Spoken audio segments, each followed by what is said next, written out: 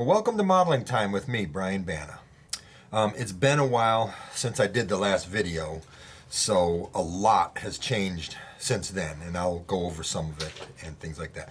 But before I go on, I didn't know that my brother and sister-in-law watch my videos. They live out in San Diego, so just want to say hi to Sean, Carrie, Cameron, Carly, and Kelly. I miss you guys. Love you. Take care in this crazy, weird-ass world right now.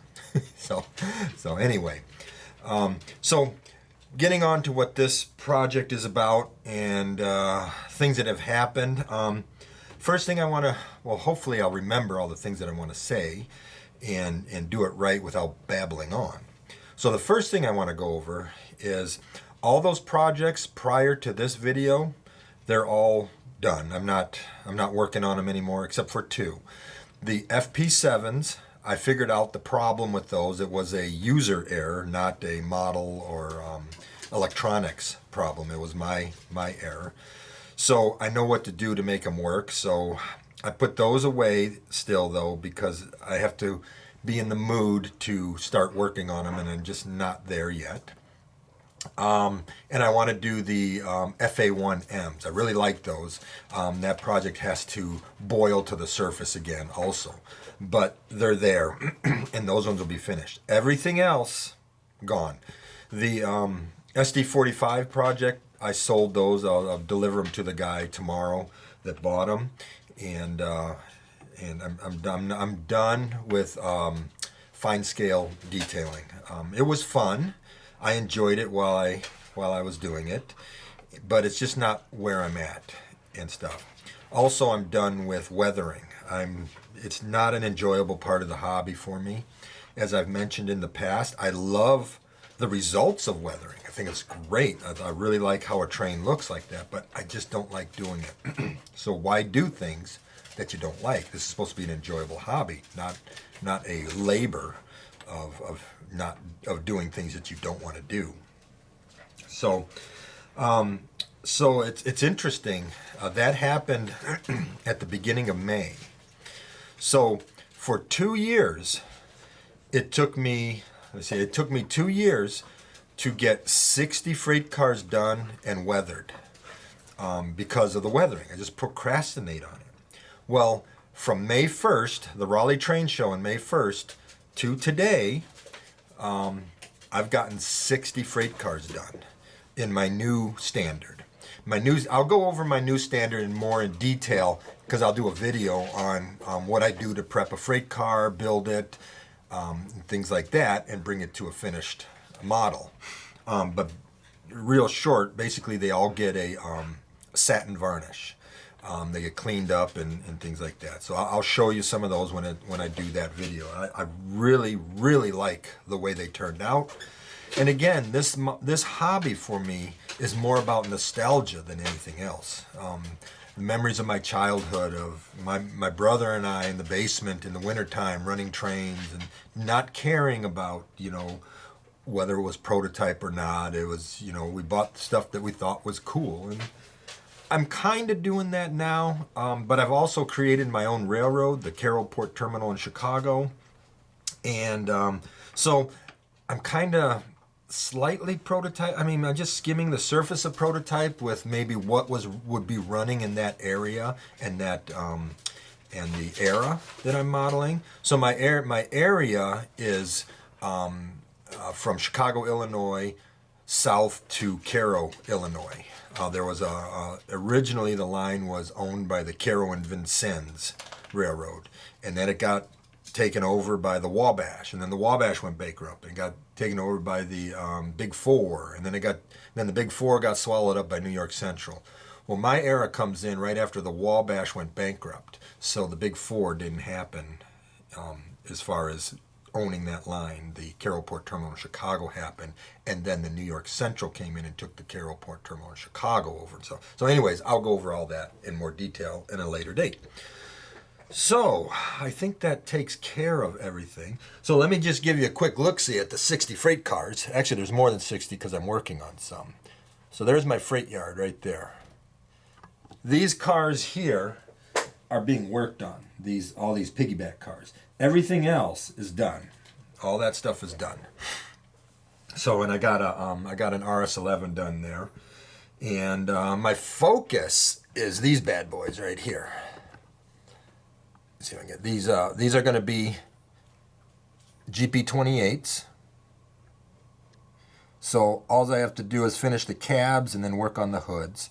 So those are all operational. And this model right here, the F3B unit. So I really like how this one turned out, or is turning out. I've got 2 speakers in it. I got the board here mounted on a 3D printed board I designed. The power pack is sitting vertical right here, glued into the side of the frame, with some RTV or silicon sealer. And the power pack itself is in the fuel tank. So I cut a cavity or a saddle in the fuel tank, and it's sitting in there. So this thing runs really, really nice. I have a new way of putting my models together as far as the trucks go and things like that, and I'll go over those with this project that I'm going to introduce to you, and things like that. So the roof here I rebuilt. This is the fan stack right there. That's the old original fan stack. So I built it up in styrene, and I'll be putting in the Detail Associates fans. It looks really, really nice. This model is ready to be worked on as far as the detailing goes, putting the grab irons on, putting the backup lights at both ends, and painting and things like that, lift rings and things like that. So that takes care of it. So that's what my main focus is, the GB28s and this F3B unit. But there's a project I've been wanting to do for a very, very, very long time. Let me get this camera back where I had it. There we go. Oops, sorry guys. There you go. That's the problem with being a one-man camera crew. There we go, right there. Okay, so Jackie, my Jack Russell's chewing on some mail. Just a second, let me get that out of her mouth. Oh my gosh. Jackie, you're not supposed to be doing that. Come here, let me introduce you to the crew. There you go. There's my room manager right there. Jackie the Jack Russell. Anyway, let's get back to the project at hand. So, I don't model the Missouri Pacific anymore, but it still has a place in my heart. I still really like it. It's just not the railroad that I want to model. But there was a locomotive set that I always wanted to do, and I'll show it to you here, see if you can see it in this book. So I've got this book here, The Missouri Pacific Diesel Power by Kevin U. Daly, and I got the page bookmarked. And you know how, or maybe some of you know how much I love GB35s. Well, let me move this out of the way.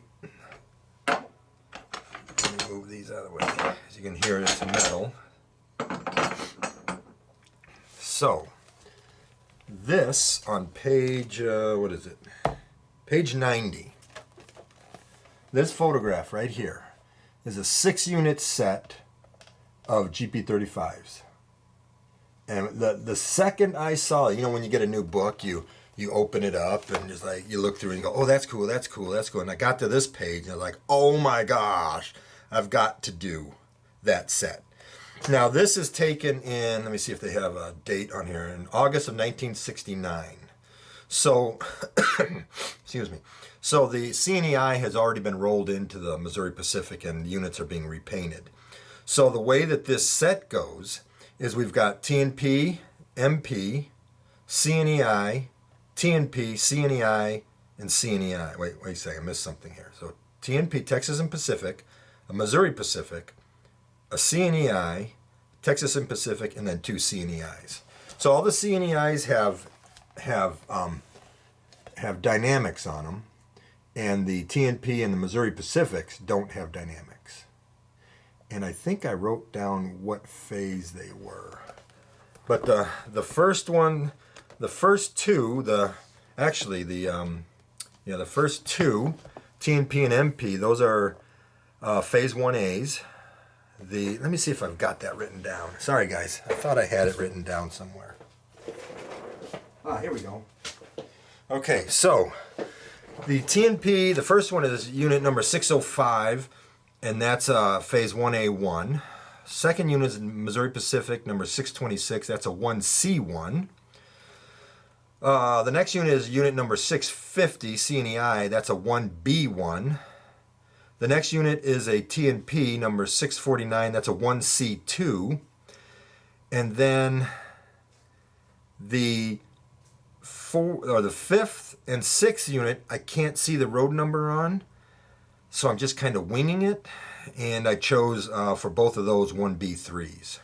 So that's what I'm using on those. I'll pick two numbers out of that. So that's the project I'm going to be working on. So now I need to let you know the extent of this project.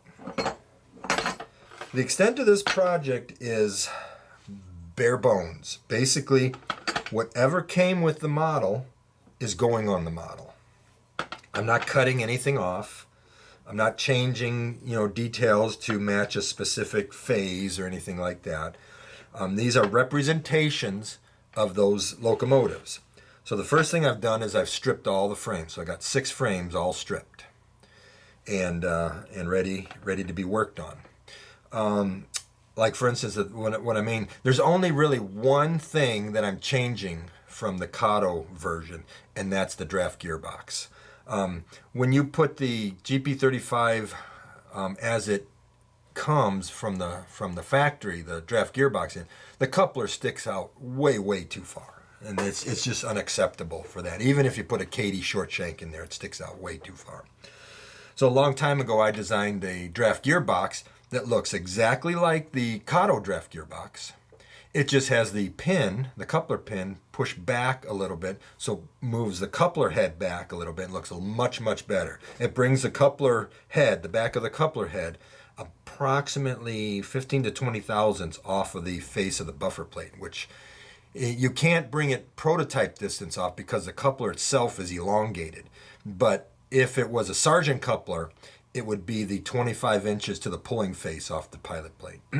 So the coupler looks much better. I do that with all my KATO models. The 28s already have it done and stuff. So the next item that I have to do to prepare for that is these coupler pinholes. Some of them are pins and some of them are screws.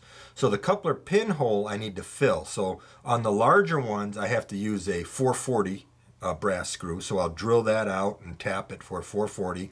I'll use some Loctite on the screw and screw it in super tight.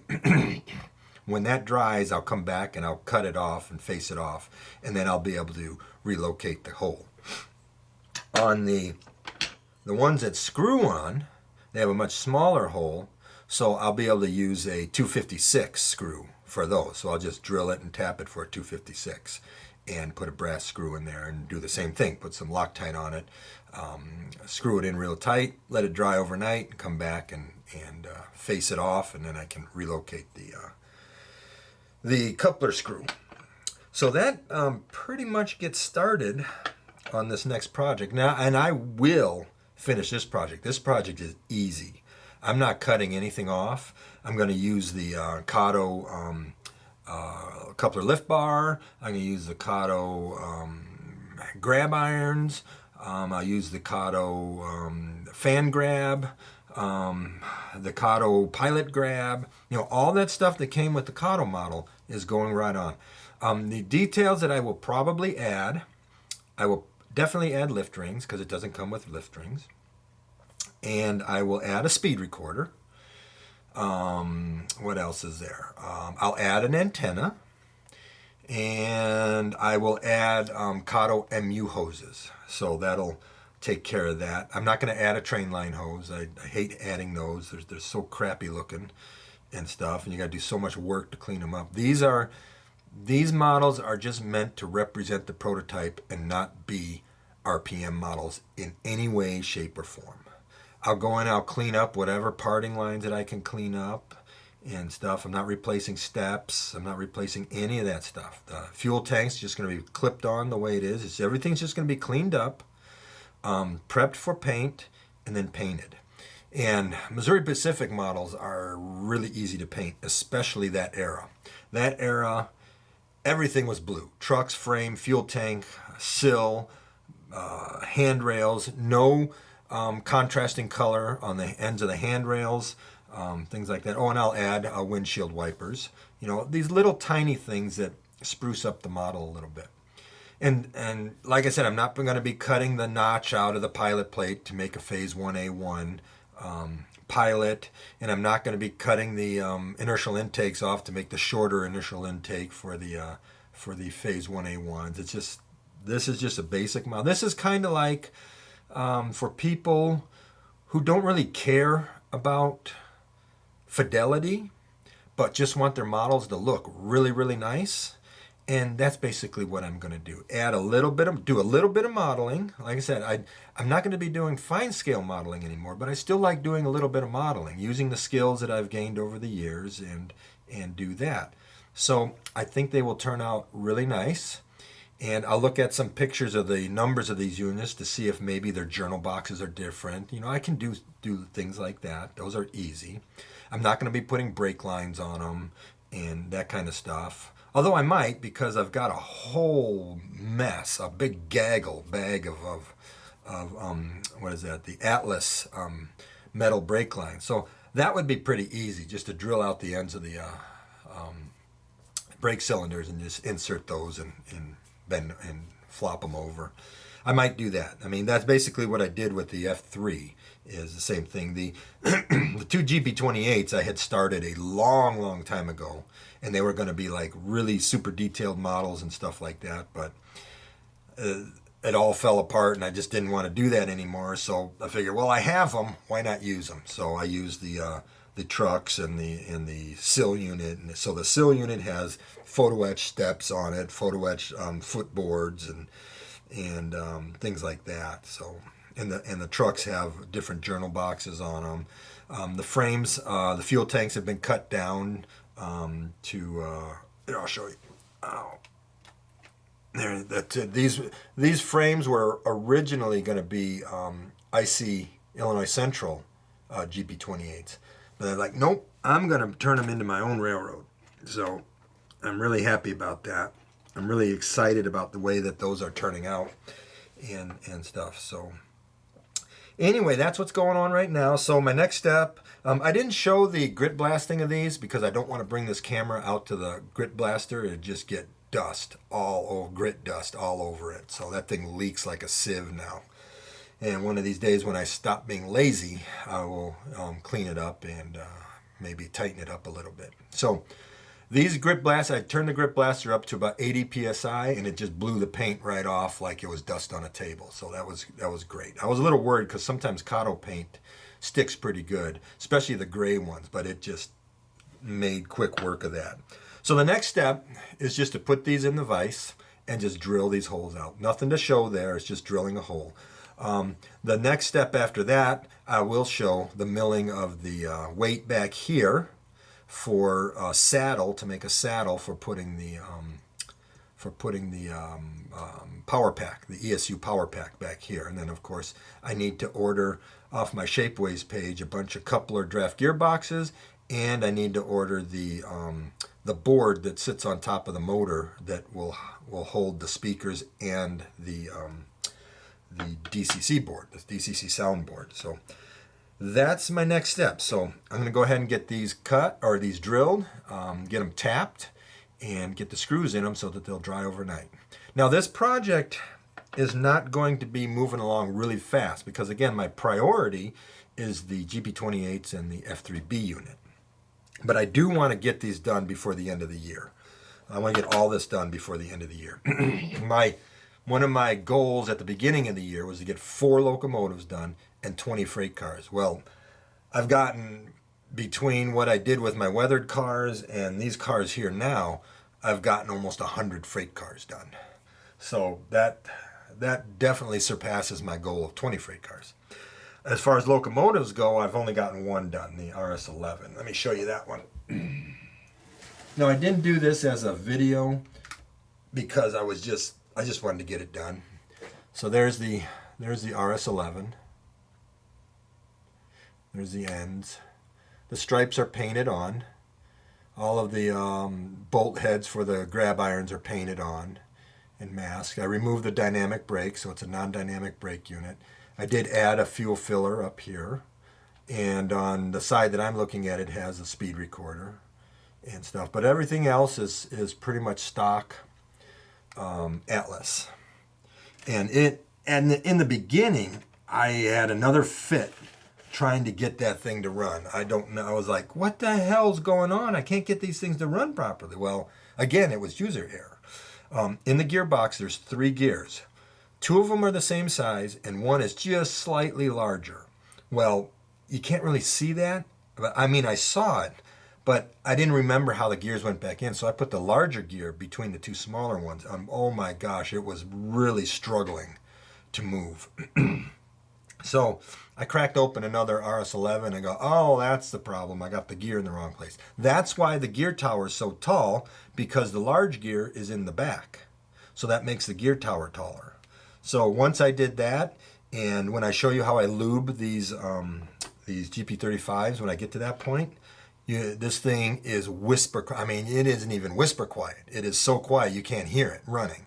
So it's beautiful, beautiful. And the same with my GP28s and this F3B unit.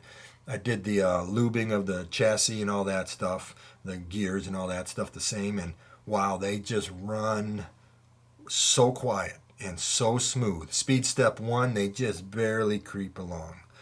So I need to dial in the DCC characteristics of these so that they all run good together, so that their motors aren't in sync and things like that. So I still need to do stuff like that. I need to learn how to do that and things. So I'll be working on that, but that's not priority right now. It's just getting models done right now. As long as they're running and they make some sound, that's fine. So anyways, we'll get working on these, and hopefully we'll make some good progress, and maybe you'll enjoy this. So thanks again for watching. I appreciate your patience, and I'll catch you in the next video.